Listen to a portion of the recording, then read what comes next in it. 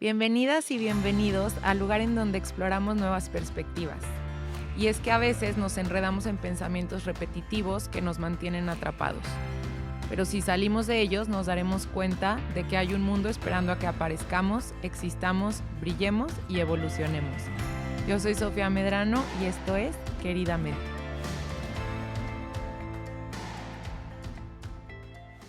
Hola, hola, ¿cómo están? Bienvenidas y bienvenidos a un episodio más de Queridamente.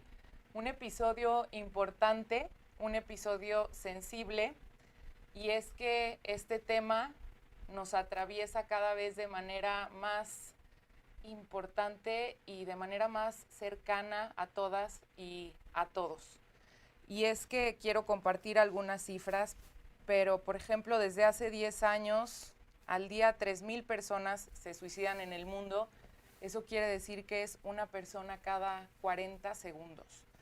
Y aterrizándolo a México, por ejemplo, en el 2022 se cerró el reporte con 8,237 casos de muerte por suicidio, lo cual es 3,000 veces más, 3,000 casos más que en el 2021.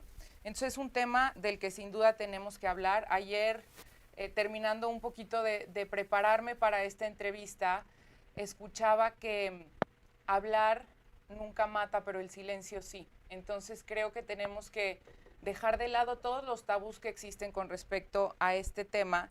Y para eso estuve detrás de Ana María, nuestra invitada del día de hoy, por mucho tiempo, porque si no era con ella, no iba a hacer este podcast. Esa es la realidad y les quiero explicar por qué leyéndoles algunas de sus credenciales. Además de ser psicoanalista, Ana María tiene doctorado, maestría y licenciatura en psicología clínica.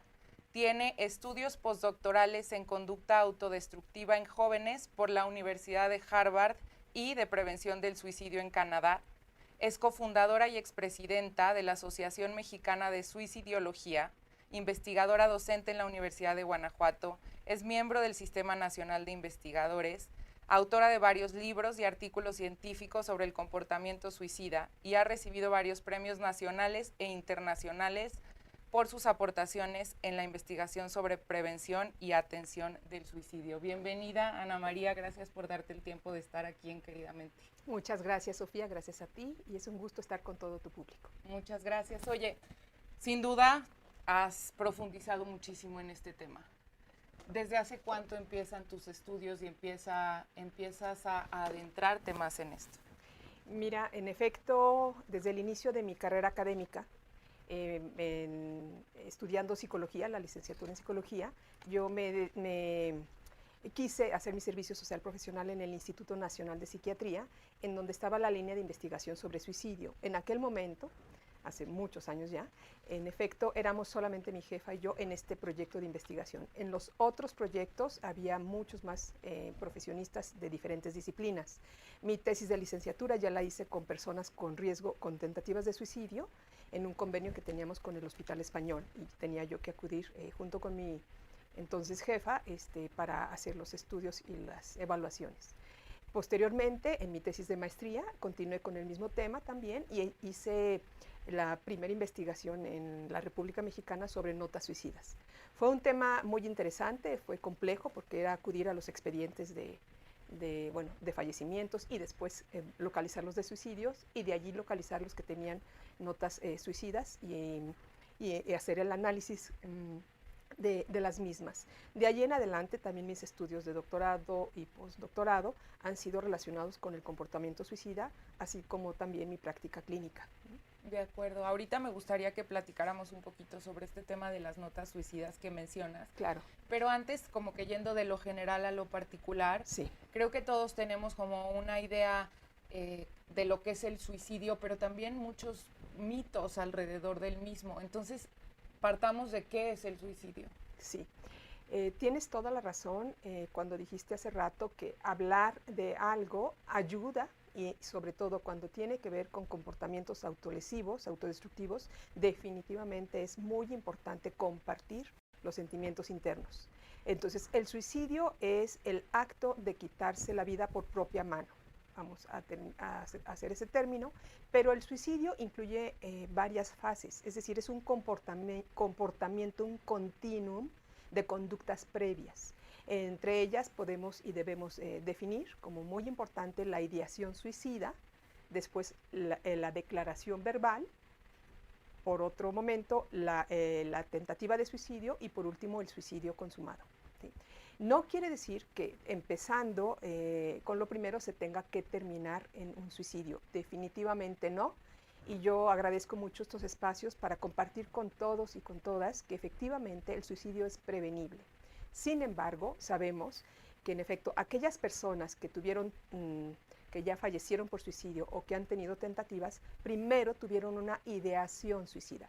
La ideación son pensamientos relacionados con cómo obtener la propia muerte. Se diferencian de los pensamientos de morir, ¿sí? Es decir, querer morir es universal. En ciertos momentos todo el mundo podría tener con sus diferentes maneras las ganas de querer morir, desaparecer, que te trague la tierra, dormir y dormir, etcétera, ¿no? Eso es querer morir, que en ciertos momentos de angustia de la vida todo el mundo podemos sentir. Sin embargo, estos pensamientos de muerte, que pueden ser universales, se van convirtiendo en un poco más, en algo diferente, que es las ganas de cómo obtener la muerte con propia mano, ¿sí? Y eso ya son la ideación suicida. Esta ideación suicida es entonces el primer paso en lo que después puede convertirse o no en un acto. Después, el segundo momento viene la declaración verbal. Algunas personas le llaman amenazas, a mí me gusta más decir declaración, porque sabemos ahora que las personas que han pensado en quitarse la vida o que se la quitaron, sí compartieron sus sentimientos con alguien. ¿Sí? Lo comentaron de una manera o de otra, no a todas las personas, sino a quienes ellos sentían confianza. Entonces, saber que esta comunicación no es un chantaje, no es una manipulación, es una solicitud de ayuda. ¿Sí? Eso es súper importante, Ana María, porque justo ayer escuchaba en un congreso sobre el suicidio, tratando como de prepararme para esto, que muchas veces confundimos esta declaración con una llamada de atención. Entonces, quizás le restamos un poco de importancia y ya estamos hablando del caminito del cual estás tú platicándonos. Definitivamente, sí, ya es el caminito, porque incluso en la ideación suicida tenemos que ir un poco más profundizando para saber si esta ideación ya incluye un planteamiento del plan, ¿sí? Si esta ideación, pensamientos de cómo obtener la propia muerte, se va sofisticando para ya pensar en cómo, qué día, cuándo, de qué manera. Cuando se comenta, ya es un segundo momento en donde la gente, si quiere atención, pues hay que otorgársela. Pero lo que es en definitiva es que es mucho más que eso, ¿sí? ¿Por qué? Porque la gente que está pensando en hacerlo tiene una ambivalencia. Hay una parte de ellos que quieren morir y otra que quiere vivir.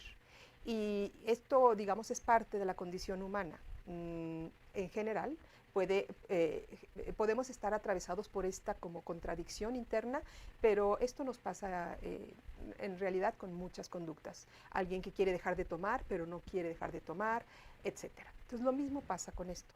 Entonces, vamos a ver que entonces lo empiezan a compartir y sí, saber cómo atender con respeto, con cuidado estas comunicaciones, y es importante para incluso hacer la diferencia entre la vida y la muerte, ¿no?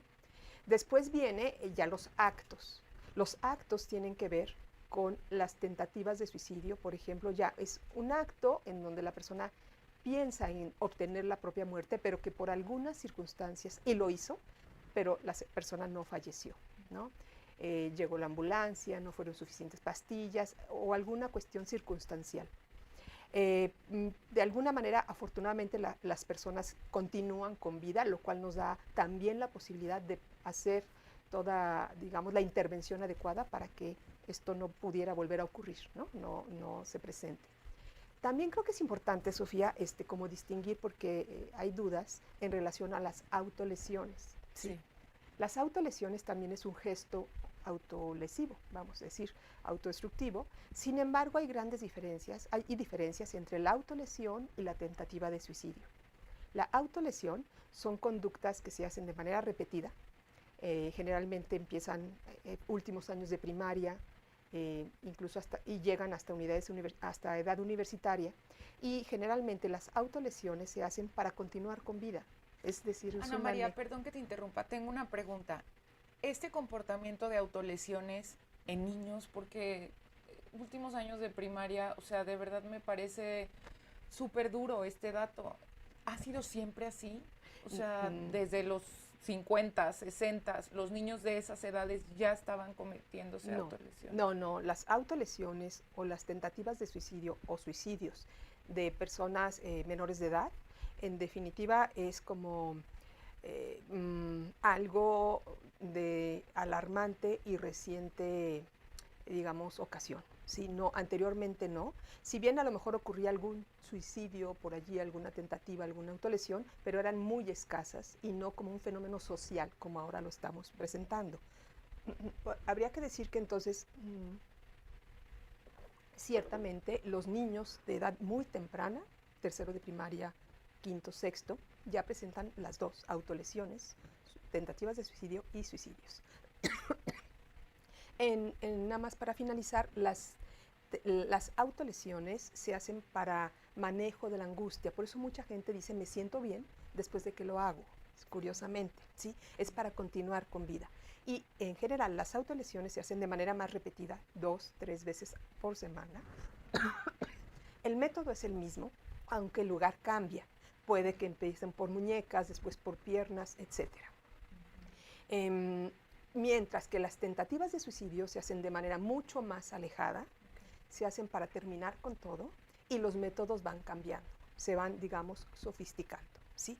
Entonces, sí hay una relación entre autolesiones y tentativas de suicidio, pero, claro, cuando hay autolesiones hay que atender también, la persona necesita apoyo desde ese momento, porque en muchas ocasiones de uno se puede brincar y ya tener la tentativa de suicidio, ¿sí?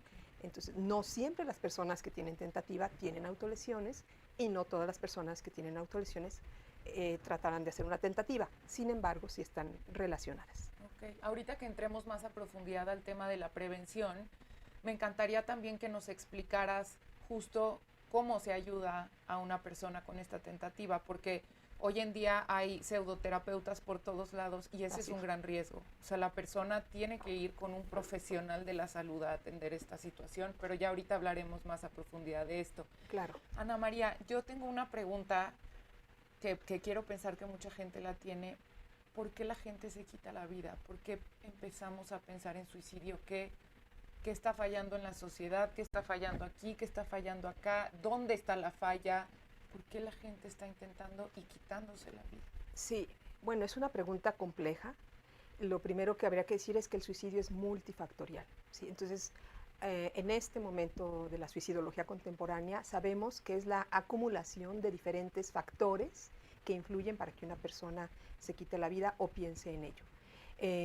Definitivamente el suicidio es un tema dinámico, por eso vemos como en algunas ocasiones en otros países hay más altas tasas de suicidio o en otros grupos de edad, etc. En este momento podríamos decir que en México es un fenómeno que va a la alza, ¿sí? Y a la alza tanto en números como en extensión, es decir, también cada vez más niños y jóvenes de menor edad están realizando estos comportamientos. Antes no era así. Entonces, el tema es complejo y lo que sí podríamos decir que en este momento de nuestra sociedad actual, estamos como en una transición que esto cuando ocasiona pues que muchas personas pierdan como el rumbo, ¿sí? Vamos a decir, antes había pilares sociales que te daban un sentido, un significado, un sostén, incluso a las angustias de la vida. Pero ahora con estos pilares sociales que están desdibujados, que ya no son tan sólidos, pues definitivamente las personas empiezan a sentir poca pertenencia o poca capacidad para poder enfrentarse al mundo. ¿Cuáles son estos pilares sociales de manera concreta? De manera concreta son básicamente 4 a lo largo de la historia de la humanidad, unos más, unos menos en ciertos países, en ciertos momentos. Pero los pilares sociales han sido siempre la familia como colectivos. La familia, la religión, el Estado y la educación. siempre. Estos 4 han sido los pilares que van sosteniendo a unos más, con mayor predominancia, en otros lados menos. Pero si lo vemos a la historia de la humanidad, estos 4 pilares han solidificado como el sentido de pertenencia, de acción, incluso el sentido de la vida o de la muerte, ¿sí? En este momento, y vamos a decir que en México, claro que esto, y en otros países, esto se ha desdibujado. Entonces la familia ya no es, ya no tiene ni significa ni en permanencia, ni en solidez, lo que significaba antes, la educación tampoco, el Estado menos, y la religión también, tampoco, ¿sí? Entonces ya cada quien crea sus propias conceptos o sentidos, y esto definitivamente da una inseguridad colectiva, vamos a decirlo así, ¿no? Si además le agregas a todo esto como plataforma social, que es lo que tenemos todos, más las cuestiones personales de cada uno de estos pilares también. Por ejemplo, si un chico está pasando, un jovencito, una jovencita está pasando en casa un divorcio de padres, ¿no?, que es parte de la disolución de los pilares colectivos, bueno, también él tendrá además situación particular. Si además en México, por ejemplo, ahorita tenemos una violencia del sistema, ¿no?, en donde el Estado está pudiendo dar poca contención a todo esto, pues esto también nos impacta de manera más particular a los mexicanos, igual que en otros países. Y así, por ejemplo, cada uno de estos pilares sociales se han desdibujado, ¿no? Ok. Y tendría que ver también, no sé si sea correcto esto que voy a decir, entiendo como, por decir así, por encimita, que es como el que se desdibujen estos pilares sociales. Sí. Y a nivel interno tiene que ver con un dolor crónico, con un sufrimiento crónico, tiene que ver con la salud mental, por ejemplo. ¿Con qué tiene que ver? Sí, mira, habría que decir que si bien hay casos de suicidios o de otros comportamientos que están enmarcados en una persona que tiene una enfermedad mental profunda, sí, vamos a decir tipo esquizofrenia o de otro corte, con una enfermedad mental delicada, esos casos claro que existen, pero cuando vemos los números que en este momento en el mundo, en México incluido, están pasando, ya hablamos desde otro tipo de organización y de suicidios. En la mayoría de estos casos, podemos decir que no es que estén presentando una enfermedad mental profunda, porque incluso nuestros, digamos, escuchas, tu público, familia, con el conocido, en la escuela, nosotros nos vamos a dar cuenta que cuando alguien se quitó la vida o quiso realizarlo, te sorprendes, dices, pero no, si es una persona amorosa, con buen éxito académico, generoso, parece que tiene todo como muy resuelto, o casi todo. Y sí, efectivamente nos sorprende. ¿Qué podemos decir esto? Que este fenómeno que se presenta, entonces, no habla de que estas personas estén pasando por una enfermedad mental, sino más bien por un sufrimiento psicológico profundo, ¿sí? Es diferente. Este sufrimiento psicológico, entonces, podrá ser atendido y resuelto desde una plataforma más compleja. Entonces, en este momento, y efectivamente, la desesperanza es un elemento súper importante para que la gente se quite la vida. ¿Qué es la desesperanza? A diferencia de la depresión, la desesperanza es un sentimiento de estado de ánimo también bajo, decaído, pero también un pensamiento, una sensación de que tu vida ha sido terrible, difícil, poco valiosa, es poco valiosa y será también en un futuro, ¿sí? O que tú eres una persona nefasta, te sientes así y te seguirás sintiendo así. Esa es la desesperanza. Eso es el sentimiento más presente en las personas con riesgo suicida. Y en este momento, con nuestros jóvenes, que son el grupo de más alto riesgo de suicidio en el mundo, siendo incluso en el grupo de 15 a 29 años la segunda causa de muerte en el mundo, el suicidio, ¿sí? En México también tenemos este grupo de alto riesgo, y en el grupo de 10 a 14 el incremento se triplicó a partir de la pandemia, ¿sí? Y el riesgo, o sea, es muy complicado. Entonces, estos jóvenes y estos niños y niñas sí tienen en la plataforma social, en la situación familiar también al interior, la sensación de está difícil, está violento, no salgas, es inseguro, conseguir trabajo está difícil, el desempleo es altísimo, te pagan muy poco, estás haciendo lo que no te gusta. Entonces no hay un proyecto atractivo para los jóvenes en un futuro, sino al revés. Estamos transmitiendo una sensación de un mundo oscuro, difícil, complicado, ¿no? Y esto, claro, que se va permeando en una sensación de impotencia en las personas, ¿sí? Para decir qué caso tiene si esto seguirá siendo difícil. Oye, Ana María, y esta información valiosísima que nos compartes, al inicio hablabas de estas notas suicidas, que ahorita quizás valga la pena que expliques un poquito más qué es, ¿no? Esta información la encuentras dentro del análisis de estas notas suicidas. ¿Qué más encuentras? ¿Qué otros elementos hay ahí que tú, que estás en contacto de primera mano con esta situación, nos pudieras compartir a quienes no estamos y que debemos saber que existe ahí?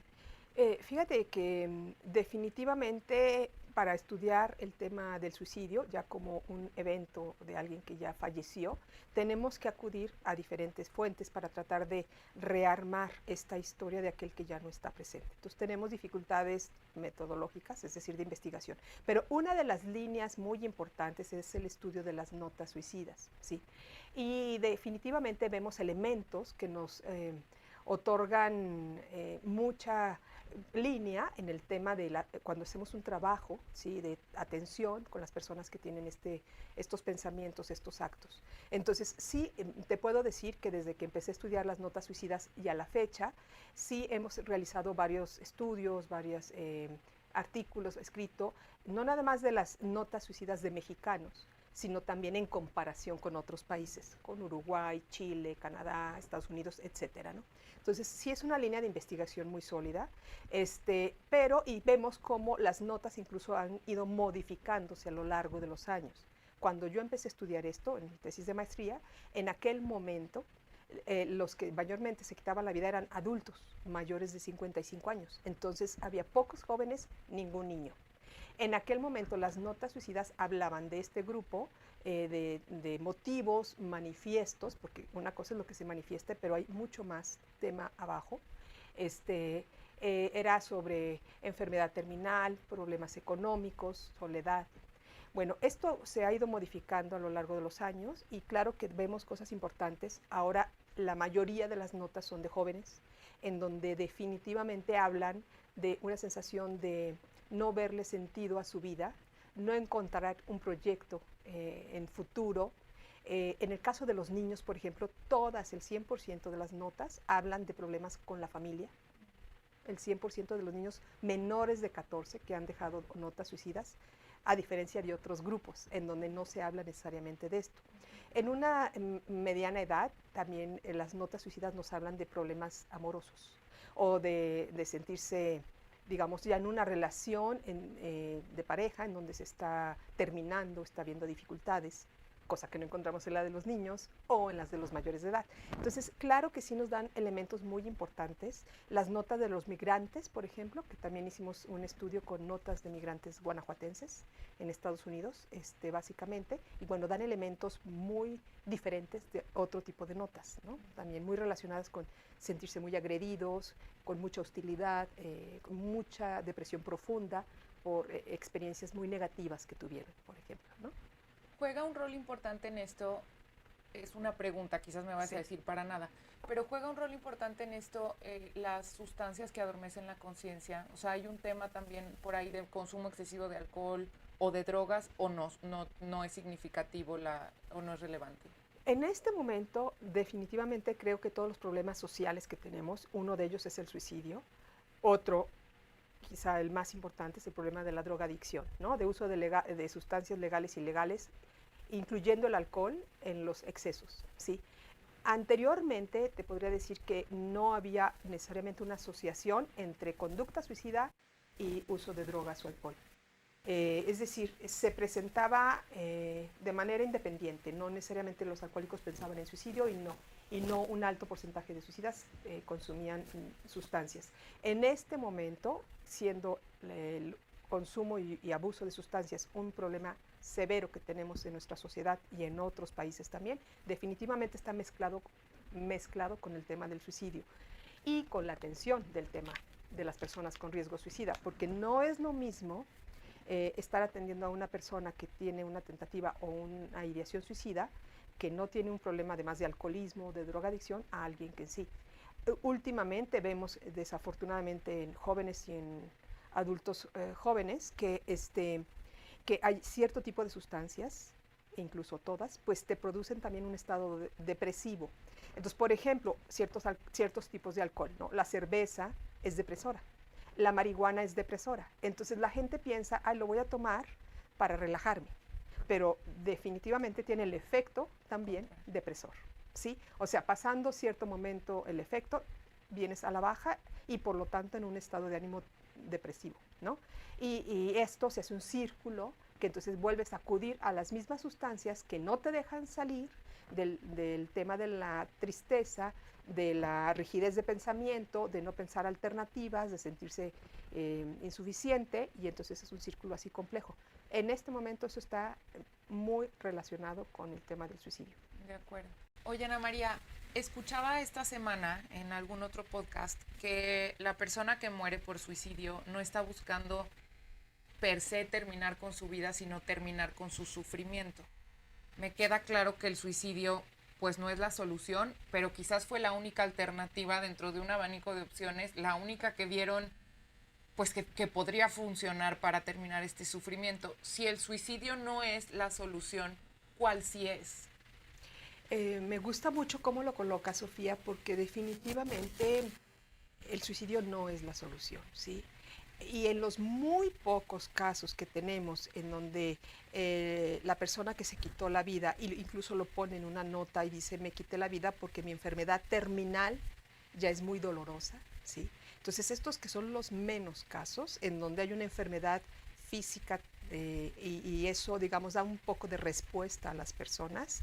También las personas que sobreviven a la persona que falleció por suicidio, hubieran querido que eso no pasara de preferencia, sino buscar otro tipo de solución en el acompañamiento, quizá una mejor clínica para el dolor, etcétera, soluciones diferentes. Pero bueno, en general, el gran porcentaje no tiene una situación de enfermedad terminal, y entonces la pregunta queda mucho más abierta. Entonces, sí piensan que es una solución a su problema. Como bien dices, no es que estén pensando en querer morir, digo, en que la muerte quieren morir, porque de hecho la muerte no la conocemos. Lo que no quieren es seguir vivos como están viviendo y como se están sintiendo. Entonces, el suicidio, el tema del comportamiento suicida incluye que cuando estás en una crisis, es decir, esto es una crisis psicológica intensa, ¿sí?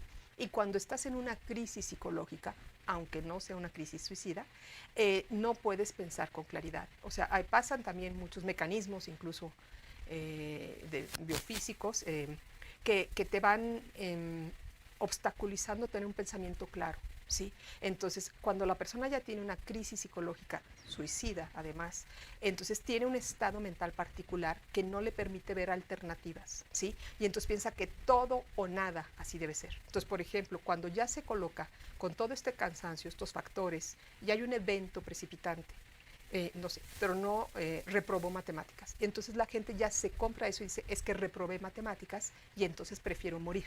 Bueno, es el desencadenante, la gota que derrama el vaso.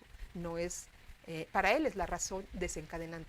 Por eso no tenemos que centrarnos los de afuera en eso, sino entender que en ese momento de él así lo está considerando, porque ya la resquebrajadura interna es muy intensa. Entonces la solución definitivamente siempre se encontrará, siempre hay por lo menos 2, 3 soluciones a un mismo problema. Lo que es cierto es que a lo mejor esa personita ya no la va a poder pensar sola, y lo que tiene que hacer es compartir, comunicar. Como bien iniciaste este programa, o sea, hay cosas, en general casi todas, pero específicamente un tema de una depresión, de que te estás sintiendo abrumado, de que sientes que algún problema te va sofocando, tienes que compartirlo con alguien de confianza. Entonces, claro que hay muchas soluciones, no nada más al problema, sino a tu momento de tristeza profunda, de desesperación. Y esto sí se necesita acudir con especialistas, ¿sí?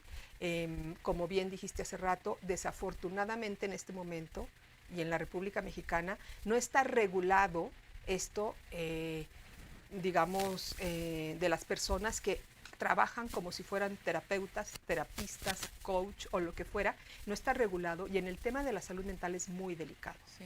muy. Entonces, claro, nosotros como psicólogos sí estamos regulados por la Secretaría de Salud. Si cometemos algún acto inadecuado, podemos ser demandados y nos quitan la cédula profesional. Pero el problema es todo el montón de personas que no tienen cédula profesional, que no están reguladas por la Secretaría de Salud y que en efecto pasan sin, sin sanción, sin denuncia, sin regulación. Entonces, en este tema es súper importante remarcar al público en general, a la ciudadanía, que por favor acudan con alguien especialista. Pueden iniciar con el psicólogo de la escuela, el trabajador social, el médico de casa, etcétera, para que se vaya dirigiendo a la persona para que finalmente tenga lo que es sí o sí un proceso de psicoterapia, es decir, un proceso de atención psicológica especializada. No es suficiente con con ser psicólogo, tienes que tener estudios de posgrado, pero si no hay más que un psicólogo, vaya con un psicólogo y el psicólogo hará una evaluación, el psicoterapeuta, a ver qué otras cosas necesitamos de apoyo, si también necesitamos el apoyo de un medicamento psiquiátrico, de una intervención de terapia familiar o también de un nutriólogo, etcétera, etcétera. O sea, es una intervención en ocasiones de manera integral, conjuntando diferentes actividades y dispositivos de atención, sobre todo cuando es el caso de niños, ¿sí? O sea, unos casos de niños o de menores de edad, o incluso aunque sean mayores, pero que todavía están muy tutelados, es definitivo, muy importante trabajar con la familia, por ejemplo. De acuerdo. Voy a repetir un poquito lo que acabas de decir, Ana María, porque me parece súper significativo. Para poder encontrar más soluciones a este tema es importante que el paciente o quien lo está sufriendo lo comparta. Sí. Y es importante, quiero pensar también como familiares, que demos esos espacios para que se comparta con paciencia, con amor, con entendimiento. Y con quien se tiene que compartir principalmente es con un profesional de la salud. Sí. Los únicos profesionales de la salud capacitados para contener este tipo de problemas son los psicoterapeutas, los psiquiatras, en su defecto trabajadores sociales o quizás solo psicólogos, sí. Pero idealmente es un psicoterapeuta y un psiquiatra. ¿Estoy en lo correcto? Sí, así es. Ajá. Y bueno, si están en lugares un poco apartados, no duden en acudir a la Secretaría de Salud, al DIF, a Centro de Integración Juvenil, en donde sí tienen personal profesionistas con cédula y registrados y regulados que definitivamente les pueden dar una atención inicial y una contención a las crisis, ¿no? También tenemos los números, la línea de vida, que es un 800, no me acuerdo el número, 800 y algo, pero lo pueden buscar, línea de vida. Y lo ponemos sí, por favor. En la descripción. Es una línea 24/7 de parte de pues es a nivel nacional, y entonces está los 365 días del año atendido vía telefónica para cualquier crisis psicológica, ¿no? Por personas especialistas también. Okay. Ana María, hay un tema que me gustaría tratar aquí y es el de la gente que se queda, ya que desafortunadamente un familiar, alguien importante para nosotros, tuvo una muerte por suicidio. Híjole, yo creo que es un duelo bien distinto a cualquier otro tipo de muertes, ¿no? Ayer escuchaba unas entrevistas de algunos familiares de gente que ha muerto por suicidio y decían, híjole, es que la culpa se tarda años en desaparecer y ahí está. Y entonces hay muchas preguntas, ¿y qué pude haber hecho? ¿Qué dejé de hacer? Quisiera que abordáramos un poquito este tema de quién se queda. Justo ayer di una conferencia de posvención en ámbitos escolares para personas de la comunidad PSI, o sea, psicólogos, psiquiatras, psicoterapeutas, psicoanalistas, etcétera. Y cerramos la convocatoria para estos, para justo enfatizar lo importante que es la intervención de después. Se llama posvención, es decir, después del acto, es diferente de la prevención, y la posvención es muy importante para las personas. En la tendencia de Estados Unidos se dice sobrevivientes de un suicidio, en la tendencia más de América Latina se dice afectados por la muerte de un suicidio. del suicidio de un familiar.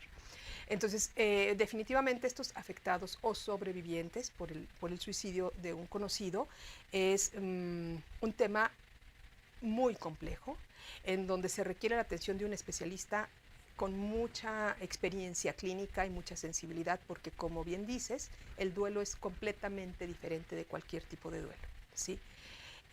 Vamos a decir, hay 3 tipos de muertes violentas: las muertes por guerra, por homicidio y por suicidio, y se llaman muertes violentas. Esa es la clasificación mundial, porque los efectos y las secuelas de los que quedan con vida son devastadores.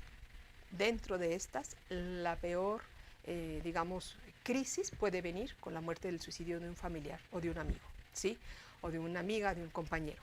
¿Por qué? Porque en efecto, mientras con las otras muertes, aunque hayan sido drásticas, hay una respuesta, ¿no?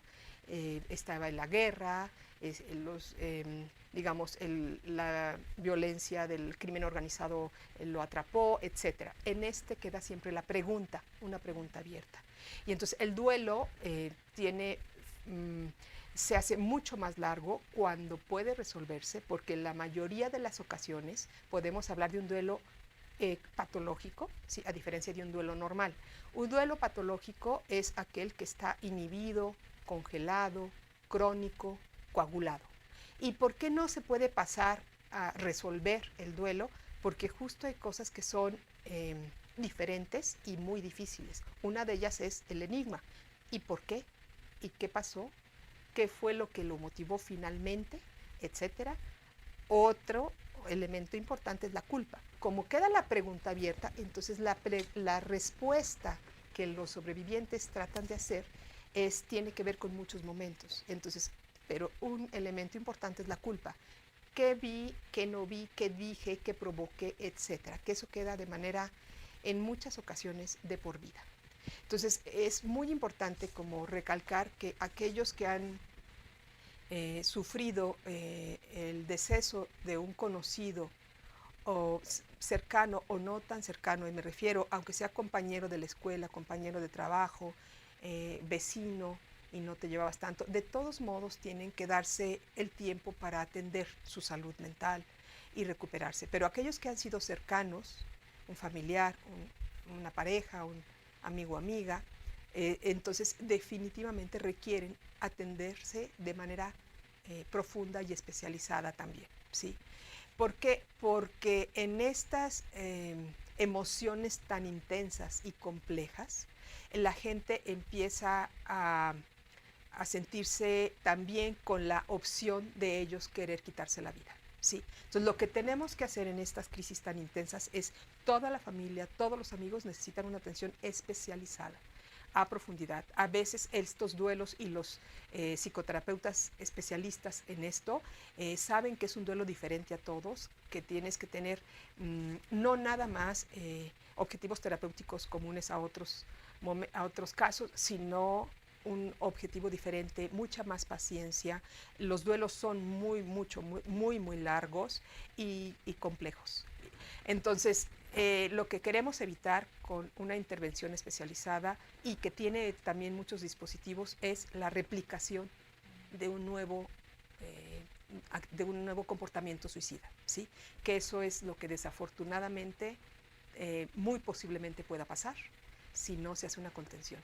Entonces, el dolor es muy intenso y tienen que tener un trabajo en serio para que ellos puedan manejar la culpa, puedan también trabajar, superar esa parte, buscar una narrativa diferente, cómo acordarse también de la persona que falleció, ya no nada más por su muerte, sino también por su vida, cómo no catalogarlo con un solo elemento, sino ver y buscar también los brillos, ¿no?, que compartió, y cómo poder recordarlo con una sensación no de tanto dolor y tanta, digamos, perturbación de sí mismo, ¿sí? Esa palabra que mencionas de perturbación creo que es algo que nos hace sentir a todos cuando pensamos en el suicidio o en que un familiar se suicide, y vienen luego muchas preguntas. Ayer escuchaba que decía la mamá de un joven que se suicidó, decía, es que pensamos que eso no le pasa a la gente normal. Y ese es un gran error. O sea, dices, pero cuando te enteras que alguien falleció por suicidio y quien está alrededor dice, pero se veía muy normal. Sí, es que es algo que le pasa a la gente normal. Y el error es pensar que no. Claro. Y ahorita, como mencionábamos al inicio y después tú que retroalimentabas las estadísticas, cada vez más, desafortunadamente cada vez más. Y creo que particularmente en el tema del suicidio todos debemos ponernos la bandera de agentes de cambio, porque no sabemos qué dolor está atravesando quien está al lado de nosotros y sobre todo no sabemos cuánto puede ayudar el aperturar la puerta a que se hable más de este tema. Claro. Y a que la gente sepa que existen especialistas como tú, que pueden darle la vuelta a esto. Y para ir cerrando me gustaría justo preguntarte, o puedo entender este tema de la crisis emocional que está pasando una persona cuando piensa en quitarse la vida, ¿no? Y me cuesta trabajo a mí, quizás desde mis limitaciones, entender cómo se vuelve a encontrar la alegría de vivir cuando te quedas aquí, cómo vuelves a encontrar la alegría de vivir después de haber atravesado una crisis tan fuerte, una tentativa de suicidio, por así decirlo. Entonces, tú que tienes muchísimos testimonios en tu consulta privada, quisiera que nos dejaras como este mensaje de esperanza de casos en los que el paciente vuelve a encontrar la alegría de vivir, Ana María. Pues la verdad, sí podría decir que afortunadamente y dentro de mi trabajo clínico, puedo decir que pues todos, casi todos, excepto una persona por ciertas condiciones de enfermedad terminal, sí, pero todos los demás afortunadamente continúan con vida y para mí es muy esperanzador pensar que no nada más es importante que continúen con vida, sino que después de esta crisis tan intensa, ellos saben que tienen que, y así lo hacemos, tener una autoconciencia de cuando hay ciertas circunstancias que se empiezan a desacomodar, ellos aprenden a reconocer estas señales de alerta en sí mismo y en otros, sí, pero hablando de sí mismo, saben reconocer estas señales en sí mismos para entonces poner en movimiento lo que ellos saben que los tiene que ayudar para no llegar al extremo que ya llegaron anteriormente. Entonces, tendrá que ver con mover varios hilos, preguntar, pero sobre todo tiene que ver con que ya no les da pena comentar y compartir. Entonces, sí tengo muchos casos de personas que igual ya están dados de alta, terminamos su proceso, pero igual después de 2 años, 3 años, oye, Ana María, tengo esta circunstancia, y tenemos situaciones, solamente 2, 3 sesiones circunstanciales y ya. Y eso está bien porque ellos entonces rápidamente vuelven a acomodar todo, pero que esta misma conciencia que aprenden a tener de no puedo dejar desapercibido ciertas cosas que empiezan a molestarme porque puede llegar a un momento más delicado, porque es importante, y también ya lo vivieron, no nada más estar con vida, sino estar bien con su vida, ¿sí? Y eso es algo que es muy esperanzador, porque incluso muchas personas, después de haber realizado esto, han tenido la capacidad de hablar con gente que quieren, con sus familiares, hacer negociaciones que les permiten no nada más el crecimiento a estas personas, sino a los otros, ¿no? En un intercambio amoroso y puesta de límites necesarios que hace la vida más fácil también para todos, ¿no? Entonces sí, la vida no es fácil, no es sencilla, pero definitivamente será la única manera de vivirla en conjunto y haciendo el apoyo de unos para también recibir el apoyo de otros, ¿no? Qué lindo, muchas gracias. Ana María, para terminar me gustaría que compartieras un mensaje que te gustaría que el mundo supiera sobre los temas que abordas tú que tienen que ver con el suicidio, con conductas de autolesiones, un mensaje que te gustaría que todo el mundo supiera.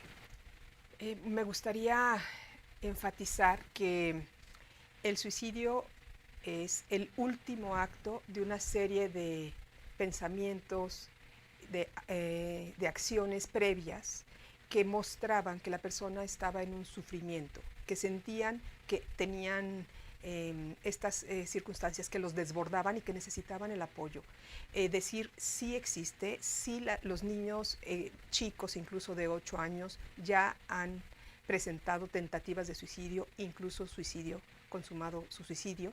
Entonces sí es importante no minimizar el problema, sí puede pasar en personas que nosotros vemos como muy normales y que vemos como con mucha fuerza, sin embargo también puede estar pasando internamente una crisis que en ocasiones no le damos la importancia o no podemos leer sus sufrimientos, sus señales. Hay que estar atentos para efectivamente no minimizar, quitarnos las ideas equivocadas. Es importante saber que cuando alguien te comenta, ojalá le des el espacio para escucharlo con respeto, para preguntarle, para permitir que hable, ¿sí? Más que tú decir, es que hable y después hacer el último paso, que es acompañarlo, enlazarlo con la ayuda especializada. Eso es muy importante, porque únicamente y toda la ciudadanía, como bien dices, la ciudadanía participativa en este tema, podemos dar cuenta de una buena atención y los números de estos comportamientos suicidas venir a la baja. Porque los que nos llegan a los especialistas son los menos y después de un tiempo. Entonces, si no es con la ayuda de todos, no vamos a poder realmente atender este severo problema y hacer la diferencia entre la vida y la muerte. Y más, justo esto que dices, las estadísticas que hay, luego yo lo leía y decía, ¿cuánta gente ha muerto por suicidio? Y sus familiares en esta, pues quiero decir, equivocada vergüenza por lo que sucedió, dicen que falleció de otra cosa. Entonces quiero pensar también que hay muchos casos que no están reportados por la vergüenza. Entonces, gracias por abrir estos espacios de conversación para que vayamos todos educándonos más con respecto a un problema de salud pública que estamos viviendo, y mencionémoslo así, claro. y responsabilizarnos todos con respecto a las muertes por suicidio, principalmente de nuestros niños, porque al final pues somos responsables también de estos niños y del mundo que estamos creando para ellos, de solidificar quizás más estos pilares sociales que hemos descuidado y de tener un mundo en el que todos sintamos que vale la pena estar vivos, no todo el tiempo, pero sí quizás que sea una constante, que la alegría y el ver las cosas bonitas que sí hay. Sé que estamos viviendo tiempos difíciles en temas de salud mental quizás, pero bueno, ojalá podamos darle la vuelta, gracias a especialistas como tú, a esta situación. Muchas gracias por haber venido. Voy a dejar tus datos, si no te importa, para quien necesite quizás una consulta privada, que se pueda poner en contacto contigo. Claro que sí. También me gustaría dejar el dato de la Asociación Mexicana de Suicidología, www.suicidología.mx. Allí tenemos recursos de ayuda, desde escritos, documentos, bueno, hay eventos para ayudar a la población en general y a los especialistas también, y podemos hacer también el tema de enlace, ¿no? O sea, si estás en algún municipio, en algún estado, podemos hacer la derivación con personas que te puedan atender de manera cercana. Muy útil la información. Muchas gracias, Ana María. Con mucho gusto. Y a ustedes que nos acompañaron, muchas gracias. Nos vemos en el siguiente episodio de Queridamente. Gracias a todos. Buen día.